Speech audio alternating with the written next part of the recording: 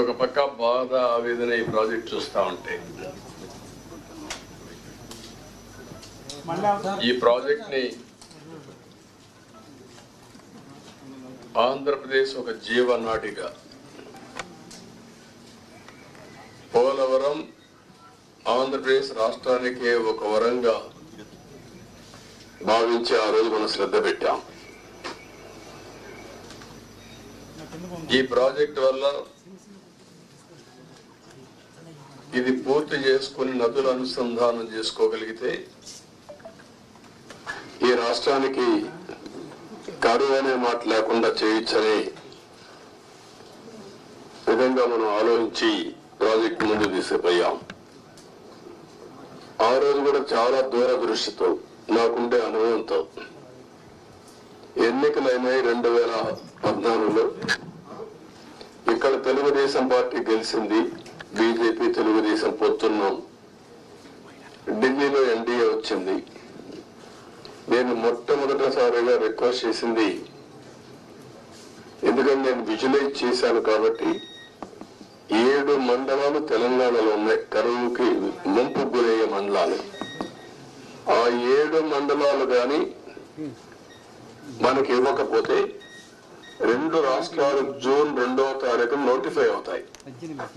Notify అయిన తర్వాత మళ్ళీ అసెంబ్లీకి ఆ రాష్ట్రాలు ఒప్పుకుంటే తప్ప ఇది సాధ్యం కాదు. అందుకనే పట్టుబట్టి మీరు 7 మండలాలు ఇవ్వకపోతే నేను ప్రమాణ స్వీకారం కూడా చేయను, ఇంకా పోలవరం ప్రాజెక్ట్ కాదు అనే ఉద్దేశంతో నేను పట్టుబట్టి ఫస్ట్ కేబినెట్ చరిత్రలో ఎన్డీఏ 2 అసెంబ్లీలో మామూలుగా మెంబర్లంతా కూడా ఓట్ తీసుకున్న తర్వాత రెగ్యులర్ బిజినెస్ స్టార్ట్ అవుతుంది. మినిస్టర్స్ ని స్వేరింగ్ ఇన్ చేసి ఎంపీలు ఓట్ తీసుకొని రెగ్యులర్ బిజినెస్ స్టార్ట్ అవుతుంది. అలాంటిది ఆర్డినెన్స్ ద్వారా ప్రెసిడెంట్ ఆఫ్ ఇండియాని కన్విన్స్ చేసి కొత్త ప్రభుత్వం ఆర్డినెన్స్ ఇవ్వాల్సిన అవసరం ఉండదు, ప్రెసిడెంట్ కూడా ఒప్పుకోడు. ఈ యొక్క అత్యవసర పరిస్థితిని ఆయనకు నచ్చజెప్పి ఒక కేబినెట్ మినిస్టర్స్ వెళ్ళి నచ్చజెప్పి తర్వాత కేబినెట్ పెట్టి ఈ యొక్క తీర్మానాన్ని పాస్ చేసి ఆర్డినెన్స్ తీసుకొచ్చి అది యాక్సెప్ట్ చేసిన తర్వాత పార్లమెంట్ సమన్ చేశారు. దానివల్ల 7 మండలాలు మనకు వచ్చాయి. ఆ 7 మండలాలు వచ్చాయి కాబట్టి మనం ప్రాజెక్టు కట్టగలిగాం. అప్పటికే ఈ ప్రాజెక్ట్ చాలా, ఒక మాటలో చెప్పాలంటే అనేక సంక్షోభాలు ఎదుర్కొంది. 2500లో ఈ ప్రాజెక్ట్ రాజశేఖర రెడ్డి గారు ప్రారంభించడం, అప్పుడే అవకతవకలు చేయడం, కాంట్రాక్టుల్ని క్యాన్సిల్ చేయడం, అక్కడి నుంచి ప్రాజెక్టు ఆటకెక్కడం, అక్కడి నుంచి వాళ్ళందరూ కోర్టులకు వెళ్ళిపోవడం, ఇక్కడ కూడా land acquisition project central place లో ల్యాండ్ ఎక్విజిషన్ చేయాలంటే వాళ్ళు కోర్టుకు వెళ్ళడం, right main canal left main canal కాలువలు తవ్వాలంటే వాళ్ళు కోర్టులకు వెళ్ళిపోవడం, ఎన్ని లిటిగేషన్లు పెట్టాలో అన్ని లిటిగేషన్లు పెట్టి 2014 కంటే ముందు కిరణ్ కుమార్ రెడ్డి ముఖ్యమంత్రి అయిన తర్వాత టెండర్లు పిలిచాడు. అది కూడా కోర్టుకు పోయి గందరగోళం అయ్యి తర్వాత ఫైనల్ గా అన్ని కోర్టులు వెకేట్ వచ్చింది. ఆ సమయంలో విభజన జరిగిన సమయంలో ఇది నేషనల్ ప్రాజెక్ట్ గా విభజన చట్టంలో పెట్టారు. ఇన్ని నానా అవస్థలు పడి ప్రాజెక్టు ఇప్పుడే కాదు, ఈ ప్రాజెక్టు కన్సీవ్ చేసి చూస్తే 1940లోనే కన్సీవ్ చేశారు బ్రిటిష్ వాళ్ళు. అప్పటి నుంచి ముందుకి వెనక్కి రావడం, అప్పుడు కూడా 300 టీఎంసీ నుంచి 700 టీఎంసీ ఇంకా హైట్ కూడా పెంచి కట్టాలని చెప్పి అనుకున్నారు. కడాను మనకు వచ్చింది చూస్తే 45.72 మీటర్లు దీంట్లో కట్టినప్పుడు 194 టీఎంసీ ఆఫ్ వాటర్ స్టోర్ చేసేట్టుగా మనం దీన్ని పెట్టుకున్నాం. అంటే 194 టీఎంసీ వాటర్ పెట్టుకుంటే 320 టీఎంసీ ఆఫ్ వాటర్ వాడుకునే అవకాశం వస్తుంది. ఫ్లడ్ వాటర్ వచ్చినప్పుడు ఈ రిజర్వాయర్లు పంపించి అన్ని చేసే అవకాశం వస్తుంది. ప్రాజెక్టు చూస్తే ఉత్తరాంధ్ర కానీ ఈ యొక్క ఈస్ట్ వెస్ట్ గోదావరి, కృష్ణా, గుంటూరు, ఒక మాటలో చెప్పాలంటే ఇవన్నీ కానీ సక్రమంగా వాడుకుంటే రాయలసీమకు కూడా కరువు ప్రాంతమైన రాయలసీమకి ఇక్కడ గోదావరి నీళ్లు వాడుకొని కృష్ణా వాటర్ వాళ్ళకి ఇచ్చే అవకాశం ఉంటుంది. అవసరమైతే భవిష్యత్తులో అన్ని సహకరిస్తే గోదావరి వాటర్ కూడా రాయలసీమ కూడా తీసుకునే అవకాశం వస్తుంది. ఇది 15 lakh cusecs of water discharge, highest ఇది స్పిల్వే మీద. 3 గ్యార్జెస్ ఉంది చైనాలో, దానికంటే ఎక్కువ. అది ప్రపంచంలో ఒక పెద్ద సక్సెస్ స్టోరీ. అక్కడ కూడా ఇదే మార్గం రివర్ మార్చారు, అతిపెద్ద ప్రాజెక్టు కట్టారని మనం మాట్లాడుకుంటాం. దానికంటే ఎక్కువ వాటర్ ఈ స్పిల్ వే మీద డిశ్చార్జ్ అవుతుంది. గేట్స్ కూడా చూస్తే 48 number, 16 into 21 meters size, 320 metric tons weight కూడా. ఇవి కూడా ఒక పెద్ద ఛాలెంజ్ కింద బిగ్గెస్ట్ గేట్స్ డిజైన్ చేసి మనం ముందుకు పోయాం. ఇంకొక పక్కన మీరు చూస్తే మేజర్ రివర్ ని డైవర్ట్ చేయడం, రివర్ ని డైవర్ట్ చేసి స్పిల్ వేని తీసుకొచ్చి స్పిల్ ఛానల్లో మనం వదిలిపెడుతున్నాం. ఇంకొక పక్కన 99% వాటర్ ని డిశ్చార్జ్ చేసే అవకాశం ఉంటుంది. ఇలాంటి ప్రాజెక్ట్ అయితే 2014-19కి 72% మనం పూర్తి చేశాం. అయితే నేను డీటెయిల్స్ ఈరోజు పోవడం లేదు, మెరిట్స్ మళ్ళీ మాట్లాడతా. కానీ బాధ అంతా ఏంటంటే ఆ డేట్స్ కూడా మీకు మళ్ళీ ఇస్తాను నేను, మీరు కూడా స్టడీ చేయాలి. ఈ రాష్ట్రంలో ప్రతి ఒక్కరు కూడా అర్థం చేసుకోవాల్సిన అవసరం ఉంది. ఒక వ్యక్తి రాజకీయానికి ఉండదగ్గ వ్యక్తి కాని వ్యక్తి రాజకీయాల్లోకి వచ్చి రాష్ట్రానికి ఒక శాపంగా మారి, ఎందుకు నేను ఈ మాట వాడుతున్నానంటే ఇది ఒక ఉదాహరణ. పోలవరం కేస్ స్టడీ, ఇలాంటి చాలా జరిగాయి. అతిపెద్ద తప్పు కాదు, తప్పు కంటే కూడా ఒక శాపంగా మార్చేశారు ఈ రాష్ట్రానికి. మామూలు కాదు ఇది, క్షమించరాని నేరం కూడా.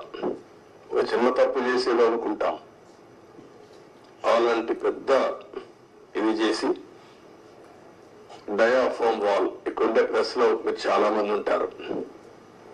నేను దగ్గర 30 సార్లు వచ్చే 31సారి ఈ ప్రాజెక్ట్ కి. నా మనసంతా ఈ ప్రాజెక్ట్ మీద ఉంటుంది. అందరికంటే ఎక్కువ బాధపడే వ్యక్తిని నేనే. నా కష్టాన్ని బూడిదలో పోసిన పన్నీరుగా చేశారు. ఎందుకు ఈ మాట వాడుతున్నానంటే, పండగ రోజు కూడా నాగపూర్కి వెళ్ళి, ఇప్పుడు గట్కర్ అక్కడ ఉంటే వాళ్ళ ఇంటి దగ్గర ఉంటే పోయి ఆయనతో మాట్లాడి, అదే మాదిరిగా అప్పుడు ఉమాభారత్ మినిస్టర్ అంటే ఆవిడని కన్విన్స్ చేసి, ఎక్కడ ఎలాంటి అడ్డంకులు లేకుండా అన్ని అడ్డంకులు, ఇక్కడ కూడా ఒకసారి 2 సార్లు అయితే ల్యాండ్ ఎక్విజిషన్ వీళ్ళంతా కూడా కొంత ట్రబుల్స్ క్రియేట్ చేస్తే వాళ్ళందరినీ పిలిపించి నయానా భయానా చెప్పి వాళ్ళకి కన్విన్స్ చేసి వాళ్ళకు లిబరల్ గా రీహాబిలిటేషన్ కానీ రిలీఫ్ కానీ ఇచ్చి మొత్తం చేశాం. వీళ్ళు చేసిన పని మీరు చూస్తే ప్రభుత్వం వస్తానే రివర్స్ టెండరింగ్ అన్నారు. వచ్చిన వెంటనే అదే రోజు, ఒక మాటలో చెప్పాలంటే సేమ్ డే, ఏజెన్సీని మార్చేస్తామని చెప్పి స్టేట్మెంట్ ఇచ్చారు. 4-5 రోజుల్లో ఇక్కడి నుంచి ఏజెన్సీని వైండప్ చేసి బయట పంపించారు. ఉండే స్టాఫ్ అంతా మార్చేశారు. ఆ ప్రిన్సిపల్ సెక్రటరీ, ఇంజనీరింగ్ చీఫ్ అందరినీ మార్చేశారు. అక్కడి నుంచి ఎవ్వడికి తెలియని వ్యక్తులు పెట్టేశారు. ఇక్కడ 19-20 వరదలు వచ్చాయి. గోదావరి వరదలు వస్తే ఎంత తీవ్రంగా వస్తాయో మనందరికీ తెలుసు. 2 సార్లు వరదలు వచ్చి మొత్తం మీరు చూస్తే దగ్గర డయాఫ్రామ్ వాల్ 4 చోట్ల బ్రీచ్ అయిపోయింది. 35% డ్యామేజ్ అయింది. మనం ఆ రోజు ఈ యొక్క డయాఫ్రామ్ వాల్ మీరు ఒక్కసారి చూస్తే మొత్తం 446 కోట్ల రూపాయలతో డయాఫ్రామ్ వాల్ వాటర్ ఫుటింగ్ లో అప్పుడు కూడా ప్రాబ్లమ్స్ ఉంటే 2 సీజన్లో పూర్తి చేశాం. ఆ డయాఫ్రామ్ వాల్ కాపాడవలసినటువంటి ప్రభుత్వం కాపాడకుండా ఇష్టానుసారంగా ప్రాజెక్టు యొక్క ఫేట్ తో ఆడుకొని ఇప్పుడు మొత్తం ఈ డ్యామేజ్లు అయితే ఆ డ్యామేజ్ కూడా కనుగొనడానికి ఒక 1 year పట్టింది. గవర్నమెంట్ ఆఫ్ ఇండియా చాలా సార్లు చాలా స్పష్టంగా మీరు మార్చద్దంటే అవన్నీ కరెస్పాండెన్స్ రేపే నేను మాట్లాడతాను. ఇప్పుడు నేను డీటెయిల్స్ పోవడం లేదు. బ్రాడ్ గా కాన్సెప్ట్ ఫస్ట్ హ్యాండ్ ఇన్ఫర్మేషన్ ఇక్కడికి వచ్చాను. I have seen the project.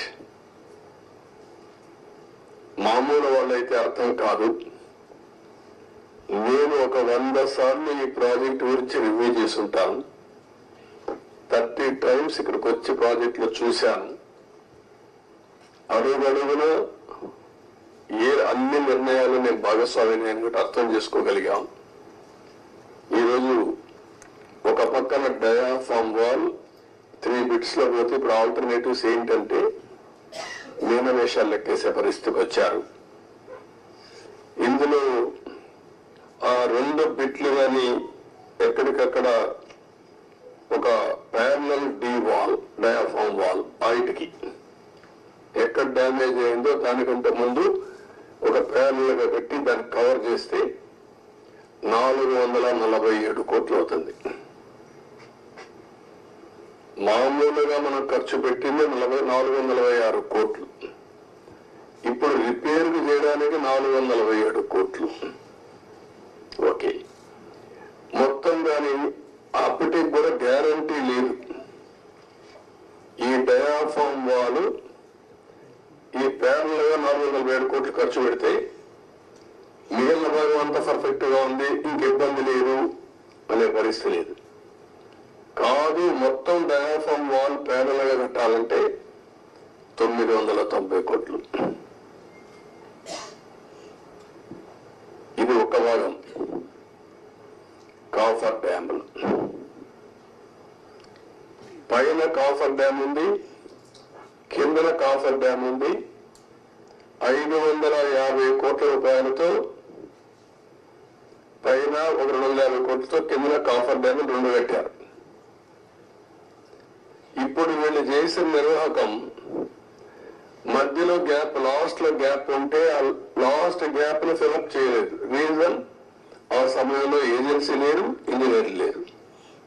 ఆ నీళ్లు వచ్చాయి. ఆ నీళ్లు వచ్చి మొత్తం ఆ ఉధృతంతో కింద నుండి ఇసుకుని ఎక్కడికక్కడ పైకి వేసింది. ఎక్కడికక్కడ మనం ఏమంటాము, ఇవన్నీ అగాధం, ఆ గొయ్యి కాదు, వాటర్ వచ్చినప్పుడు సుడిగుండాలు అలాంటి క్రియేట్ చేసి ఎంత లోతుకు పోవాలంత లోతుకి వెళ్ళిపోయి 20 మీటర్లు 30 మీటర్లకు వెళ్ళిపోయి ఆ మట్టి అంతా దిగేసింది. దానివల్ల గ్యాప్ 1 అది క్లోజ్ చేయాలి మనం. గ్యాప్ 1 దగ్గర మీరు ఒకసారి చూస్తే అది 250 మీటర్లు ఉండేది. గ్యాప్ 1 బండ్ 150 మీటర్స్ కొట్టుకొని వెళ్ళిపోయింది. దాని మీద ఇప్పుడు ఇసుకేసి కొంచెం ఫిలప్ చేశారు. ఇప్పుడు ఆ ఇసుకేసి అది ఫిలప్ చేస్తే దాన్ని మళ్ళా గ్యాప్ 1 ఫిలప్ చేయాలి మనం. ఇప్పుడు ఇసుక తీసుకొచ్చి బయట నుంచి ఇసుక తీసుకొచ్చి అక్కడ పెట్టి మొత్తం కొట్టుకొని వెళ్ళిపోయింది. కాబట్టి ఇప్పుడు డ్రౌటింగ్ దానంతా కూడా కాంపాక్ట్ చేస్తున్నారు. ఆ ఇసుక అంతా పోసి ఇది ఎంత అవుతుందో తెలియదు. ఒక 2000 కోట్లు అవుతుందా, ఎంత అవుతుందో తెలియదు. They are saying as on today 2000 కోట్లు నాకు నమ్మకం లేదు. అడ్మినిస్ట్రేషన్ పైన వాళ్ళు ఏ లెక్కనేసారో తెలియదు నాకు. ఇది అయిన తర్వాత గ్యాప్ 1 అనేది లాస్ట్ లో ఉండేది వస్తుంది. గ్యాప్ 2 డయాఫామ్ వాల్, గ్యాప్ 3 ఇంకొక వాల్ కట్టారు, అక్కడ కాంక్రీట్ వాల్ కట్టారు. అదే మాదిరిగా గైడ్ బండ్ ఒకటి అది కుంగిపోయింది. సరే స్పిల్ వే అప్పుడే కట్టాం, గేట్స్ కూడా అప్పుడే పెట్టాం. ఇప్పుడు ఇవన్నీ చూసిన తర్వాత ఎన్నేళ్ళు పడుతుందని అడిగాను. ఆ రోజు కానీ కంటిన్యూ ఉంటే 2020 ఎండుకు పూర్తి అయిపోయింది ప్రాజెక్ట్. ఈరోజు 5 ఏళ్ళు అయిపోయింది. ఇప్పుడు ఎప్పుడు అవుతుందంటే 4 సీజన్లు కావాలంటున్నారు మినిమం. 4 సీజన్లు అంటే 4 ఏళ్ళు. అన్ని సవ్యంగా జరిగితే మళ్ళా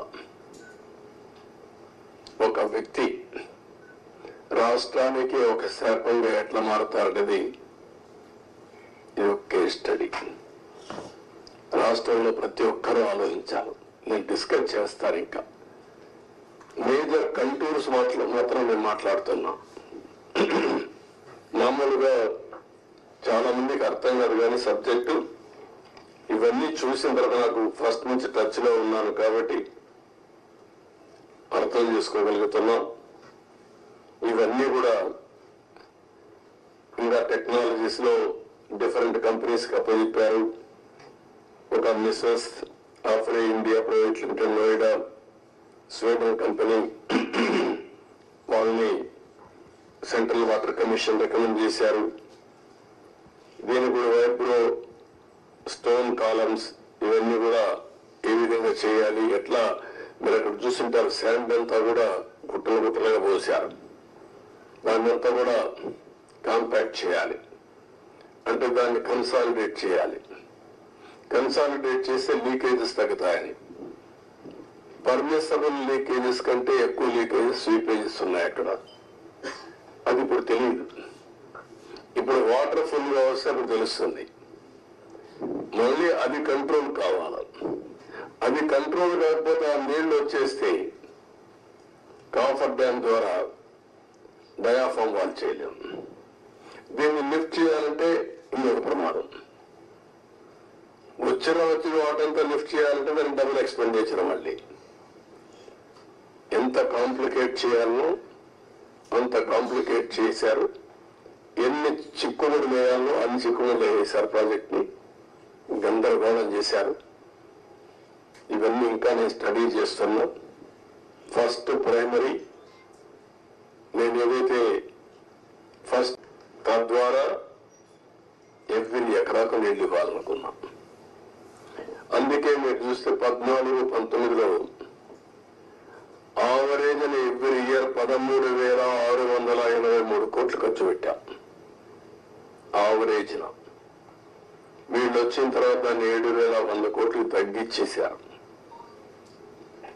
బడ్జెట్ పెరిగింది, ఎక్స్పెండిచర్ తగ్గించారు. ఆ డబ్బులు కూడా కాంట్రాక్టర్లకు అడ్వాన్స్ ఇచ్చుకున్నారు తప్ప ఎక్కడ ఏ పని కాలేదు. అంత మునుపు కూడా రాజశేఖర్ ముఖ్యమంత్రిగా ఉంటే 4,200 కోట్లే ఖర్చు పెట్టాడు. తర్వాత 3,430 కోట్లు ఖర్చు పెట్టారు. ఫస్ట్ టైం చరిత్రలో 13,683 కోట్ల రూపాయలు ఎవ్రీ ఇయర్ ఖర్చు పెట్టి సాగునీరు కోసం ఎక్కువ ప్రాధాన్యత ఇచ్చాం.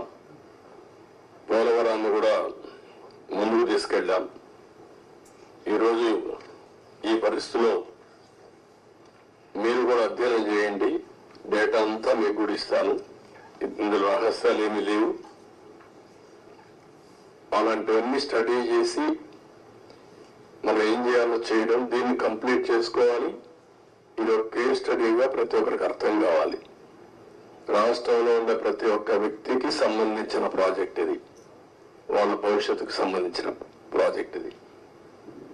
ఏదేమైనా బాధ, ఆవేదన, ఒకసారి ఎమోషన్ కూడా వస్తుంది. నిబ్బరంగా ఉండి దీన్ని ముందుకు తీసుకుపోవాల్సిన అవసరం ఉంది. మొదటి రావాలి, రివర్స్కి వచ్చేది. ఇప్పుడు నీకు ఎముకలు విరిగిపోతే ఏం చేస్తాను?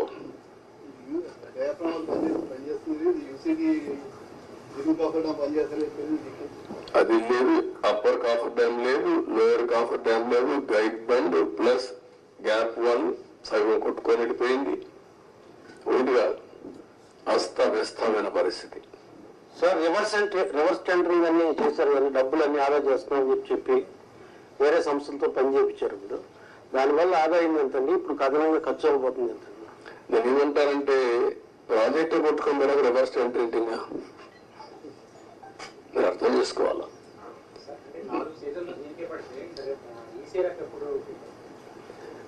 వాట్ ఐఎమ్ సేయింగ్, ఇది 3 సీజన్లలో పూర్తి చేసి ఈసీఆర్ఎఫ్ తీసుకురావాలా. దట్ ఈస్ ప్రైమరీ వాళ్ళు చెప్పిన రిపోర్టు. దాన్ని నేను ఇంకా అధ్యయనం చేయాల్సిన అవసరం ఉంది. ప్రాథమికంగా వాళ్ళు ఇచ్చినటువంటి రిపోర్ట్లు ఇచ్చిన డేటా నేను చెప్పాను. మళ్ళీ వీళ్ళు ఎంతవరకు అవగాహన చేసుకున్నారు? సిఏ చెప్తుంది, కేంద్ర మంత్రి ఏం చెప్తాడు? మళ్ళీ ఈ సమస్యలన్నీ పెట్టారు. వాళ్ళు ఎప్పుడు రిపోర్ట్లు ఇస్తారు?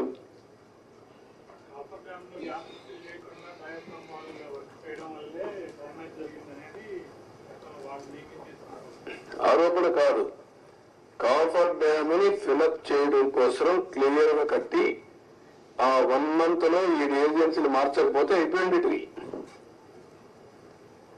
రావడం సేమ్ డే ఏజెన్సీలు మార్చేశారు. ఆ ఏజెన్సీ రెస్పాన్సిబిలిటీ ఆ సీజన్ లో చేసే రెస్పాన్సిబిలిటీ అని చెప్పారు. Government of India secretary letter రాస్తూ పీపీఏ కానీ గవర్నమెంట్ ఆఫ్ ఇండియా కానీ మీరు మార్చొద్దండి, మారిస్తే అకౌంటబిలిటీ ఎవరికి ఫిక్స్ చేయాలో తెలియదు. నవ్ అకౌంటబిలిటీ సర్వీస్ ఎవరైతే కాంట్రాక్టర్ ఉన్నారో కాంట్రాక్టర్ బాధ్యత, ఇంజనీర్ల బాధ్యత. మీరు ఇప్పుడు మారిస్తే పాత కాంట్రాక్టర్ పోతాడు, కొత్త కాంట్రాక్టర్ వస్తాడు. మధ్యలో ఏదైనా జరిగితే ఎవరైంది చెప్పలేదని మీరు స్టడీ చేసుకోవాలి. అది చాలా స్పష్టంగా చెప్పారు. వెయిట్ చేయండి. డయాఫ్రామ్ వాళ్ళకి ఇప్పుడు నిపుణులు అంతకుముందు వాళ్ళు వేసిన నిపుణులు అది చాలా డ్యామేజ్ అయింది, దానికి ప్రత్యామ్నాయం అన్నారు కదా, మీరు అన్నారు. కానీ దాన్ని కూడా ఆపమన్నారని చెప్పి వాళ్ళు రిపోర్ట్ ఇచ్చారు. ఆపమని కాదు, డయాఫ్రామ్ వాల్ 4 రెక్కలు డ్యామేజ్ అయింది, 35%. 4 రెక్కలు డ్యామేజ్ అయింది. దానికి కావాలని బ్యాండేజ్ చేయడం అంటే రింగ్ బెండ్ మారిగా ఒక రింగ్ బండ్ వేసి ఇంకో డయాఫ్రామ్ వాల్ దానికే కవర్ చేయడం. అది కవర్ చేసి మిగిలిన రెక్కల డ్యామేజ్ కాదని చెప్పలేదు. దానికి 457 కోట్లు, 47 కోట్లు, మొత్తం వేయాలంటే 990 కోట్లు. దానికి 2 సీజన్లు మినిమం. దానికంటే ముందు ఇది కావాలి, కాఫర్ డ్యామ్ లో నీళ్లు లీక్ కాకూడదు.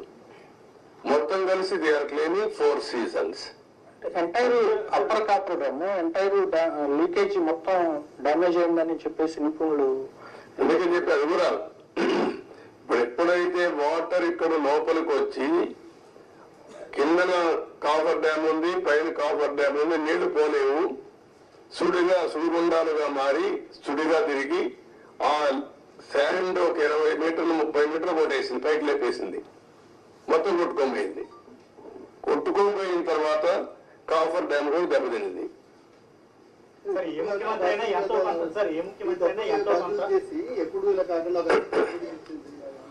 అంటే ఏం చేయాలి?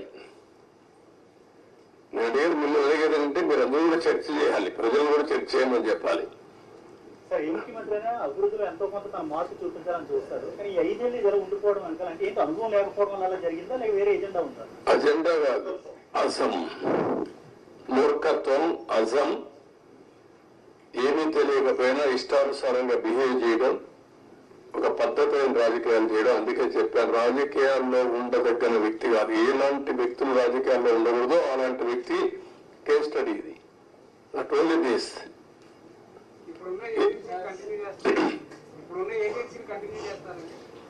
ఏజెన్సీ కర్దేవుడు ఫస్ట్ ఆఫ్ ఆల్ ఏంటిది? ఈ 2 రోజులు మీరు ఆలోచించాల్సింది. తర్వాత ఏజెన్సీ కథ. నేను కూడా ఏజెన్సీ మార్చేస్తా ఎంత నా దగ్గర అధికారం ఉంది, ఒక నిమిషమే. కానీ అది కాదు కదా. ఎట్లా మీరు కూడా ఆ రోజు కూడా ఎవరు మీరు మాట్లాడలా, మీకు భయం, అది వేరే విషయం. నేను మిమ్మల్ని తప్పడం లేదు, అందరినీ భయభ్రాంతం చేసి ఇప్పుడిప్పుడే నేను మీ ముఖాల్లో కొంచెం నవ్వు ఏదో మాట్లాడతామని ధైర్యం అవన్నీ వచ్చాయి. ఒక్క వ్యక్తి కానీ ఏమండి మిమ్మల్ని కాదు నన్ను కూడా అనలేదు. నేను ప్రాజెక్టు కట్టిన వాళ్ళ ఇక్కడికి వచ్చి చూస్తానంటే రాకూడదని ఇక్కడే అప్పంపించారు కదా, మీరున్నారు సాక్షి మీరే కదా. ఈవినింగ్ నేను అంత మునుపంతా ప్రజలందరూ రాష్ట్ర ప్రజానీకాన్ని రమ్మని చూపించాం, ప్రౌఢ కింద ప్రైవేట్ అది బస్సులు పెట్టి చేయించాం, భోజనం పెట్టి చూపించాం. ఎందుకు ఇది ప్రజల ప్రాజెక్ట్, ఇది అప్పుడు వచ్చారు. ఏమని రైనీ సీజన్ మళ్ళీ స్టార్ట్ అవుతుంది, ఫర్దర్ డ్యామేజ్ అవ్వకుండా ఏమన్నా ప్రివెంటివ్ స్టెప్స్ చేసుకునే అవకాశం ఉందంట. అది కూడా చూడాలి ఎంతవరకు అవకాశం ఉంది. ఇప్పుడు నీళ్లు రావు ఫర్దర్ డ్యామేజ్ కావడానికి, ఎందుకంటే స్వీపేజ్ లో వస్తాయి. ముందు వచ్చినంత ఫోర్స్ మొత్తం నీళ్లలో వచ్చేసాయి కదా, ఆ నీళ్లన్నీ వచ్చి డయాఫామ్ వాల్ మీద పడి సుడిగా ఎక్కడికక్కడ కిందన పైన సుడి తిరిగేసి మొత్తం కొట్టేసింది. సార్ సార్ సార్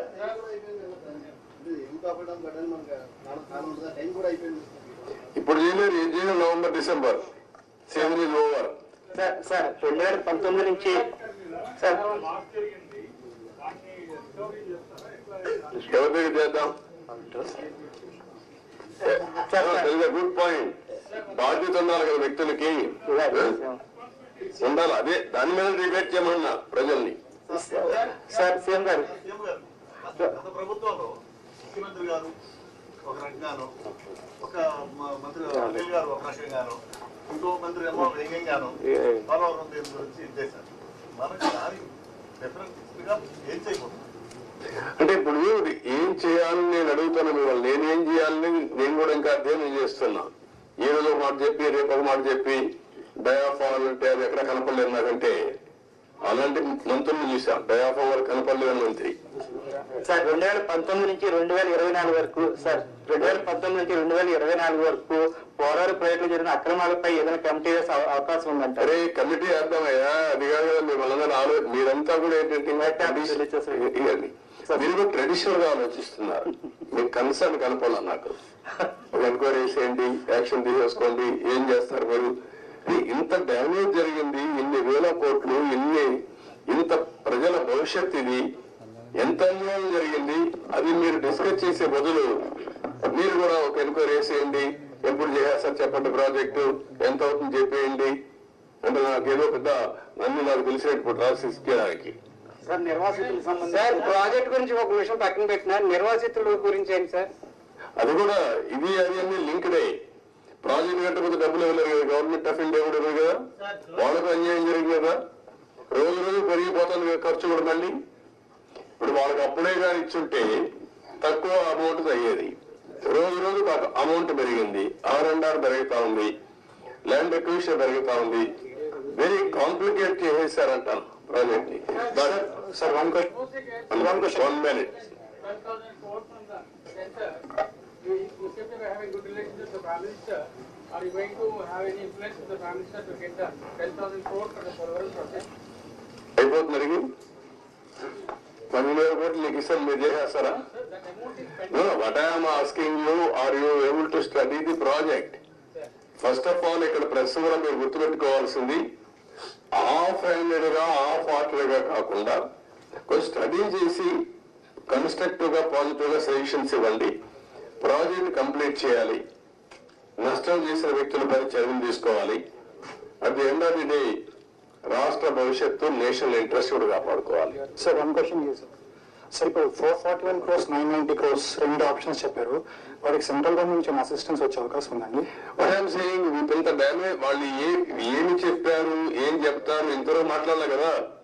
నేను సీఎంఏ మొన్నే ఫస్ట్ విజిట్ వచ్చాను, అర్థమైంది కాబట్టి అర్థం చేసుకున్నాను. ఇప్పుడు వాళ్ళతో మాట్లాడి దీన్ని ఏ విధంగా ఫైనలైజ్ చేయాలి. అకౌంటే మంత్రి కూడా మారాడు, లాస్ట్ టైం ఉన్న మంత్రి ఇప్పుడు లేడు, ఇదంతా కొత్త. కాస్త కూస్తూ అందరికి మధ్య నేను ఒక్కడిగా సబ్జెక్ట్ తెలియదు ఉన్నానంతే. ముందు ప్రారంభించి ఇప్పుడు 4వ మంత్రి, కేంద్రంలో 3 మంత్రులు అయిపోయారు ఈ ప్రాజెక్ట్ వచ్చిన తర్వాత. 4th మినిస్టర్ వచ్చాడు ఇప్పుడు. ఇవన్నీ ఆల్ ప్రాబ్లమ్స్ ఉన్నాయి. బట్ ఏ విధంగా సార్ట్అవుట్ చేయాలో సీరియస్ గా తీసుకుంటున్నా. అదే సమయంలో రాష్ట్రంలో ప్రజలకు అర్థం కావాలి, రెండు బ్యాలెన్స్ కావాలి. నేను అందుకే చెప్పాను, జగన్మోహన్ రెడ్డి లాంటి వ్యక్తులు రాజకీయాలకు కానీ ఒక నాయకుడిగా ఒక రాష్ట్రాన్ని లీడ్ చేయడానికి అర్హత లేదనడానికి ఇవన్నీ ఉదాహరణలు. నేనేదో ఎలక్షన్ లో 164 సీట్లు రావడం ఒకటే కాదు, వీళ్ళ బిహేవియర్, వీళ్ళ యొక్క ప్రవర్తన ఒక్కసారి మీరు కానీ ముందు నుంచి ఆలోచిస్తే ఈ ప్రాజెక్ట్ ఒక కేస్ స్టడీ మీకు అందరికి, మీరు కూడా విట్నెస్. కనీసం ఇక్కడికి వచ్చి ఎప్పుడైనా ఈ 5 ఏళ్ళలో ఒక్కరోజైనా పుస్తకాలు పెట్టా ఈ ప్రాజెక్ట్ ఏం చేశారు చెప్పారా? ఎక్కడా లేదు. ఎక్కడా పెట్టలేదు, ఇక్కడ పెట్టలేదు, ఎక్కడా లేదు.